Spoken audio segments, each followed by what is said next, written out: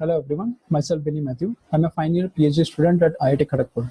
I'll be presenting the paper Hate Begets Hate, a temporal study of hate speech. The work is co-authored with Anurag Illendula, Punyajoy Saha, Soumya Sarkar, Pawan Goyal and Animesh Mukherjee from IIT Kharagpur. Before I start, a content warning, as a presentation has occasional examples of highly offensive, racist, bigoted, misogynistic and awful content. With the increased usage of social media platforms, posts which intend to cause harm to the community have been spreading at a faster rate. Consider the example of the post by Robert Bowers, who was the main suspect of the Pittsburgh synagogue shooting. He posted this message on Gap just before the shooting. While such posts should not be allowed, there has been growing debates on the freedom of speech versus hate speech. The question of whether hate speech should be allowed under freedom of speech is a much debated one, and it's still continuing. In our work, we aim to study the temporal effects of on the community if such hate speech is allowed without any restrictions. Hate speech is considered as a direct and a serious attack on any protected category of the people based on their protected attributes. These include ethnicity, national origin, religion, sex, gender, sexual orientation, disability, or disease. In our study, we focus on Gap.com. Gap is a social media website which promotes itself as the champion of free speech.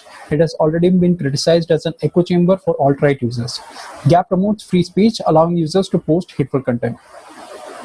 In our work, we focus on two research questions primarily. First, we study how can we characterize the growth of hate speech in Gap, and secondly, how have the hate speakers affected the Gap community as a whole. To answer these questions, we develop pipelines based on opinion dynamics model, which would allow us to measure the degree of hate speech usage by each user. Overall, our pipeline consists of 3 steps: generating temporal snapshots, hate intensity, and user profiling. I'll be explaining each of them.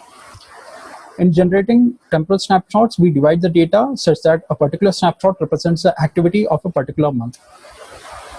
Next, hate intensity calculation. We calculate the month-wise hate intensity score of each user, which represents the hateful activity of a user based on his or her post, repost, network connection for that particular snapshot. Lastly, user profiling.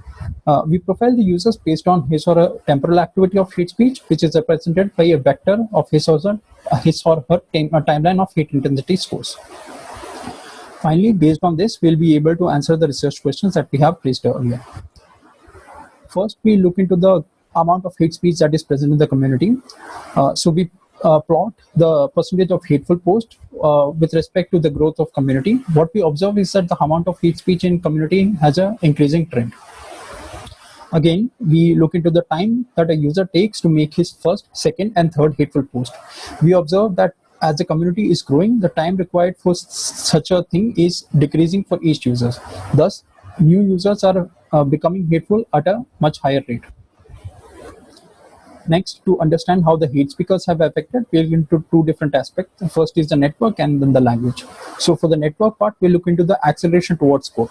Here, we do a core periphery analysis and identify how hateful and non-hateful users have behaved.